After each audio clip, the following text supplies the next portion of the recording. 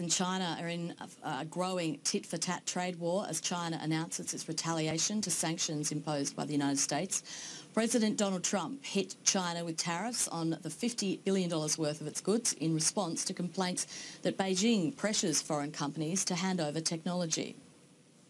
New fears of a trade war. The Chinese responding to the U.S.'s plan to impose tariffs on $50 billion of Chinese goods, with a reciprocal $50 billion tariff on U.S. products that hit consumers and companies like Ford, General Motors, and Boeing, as the higher tariffs could mean job losses and higher prices. It could open the door for European, Japanese, and in some cases Chinese products to take up some of that market share. The new fees on 106 American products may never go into effect. China has filed a dispute with the World Trade Organization, and both sides are now negotiating. But if the trade war intensifies, it hit everything from soybeans to cars, planes, and orange juice. After the announcement overseas, the stock markets opened sharply down.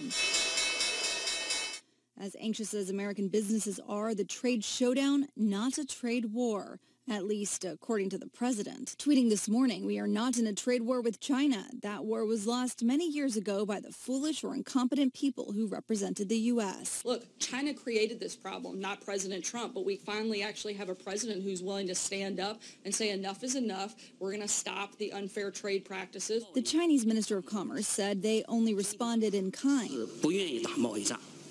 But they aren't afraid of a trade war if that's what it comes to. The Senate Majority Leader warned of a slippery slope if a trade war does happen, and he's concerned that it could hurt the U.S. economy. Republicans on Capitol Hill worried any gains seen by their tax law will slip away. But even so, the Dow closed up 200 points.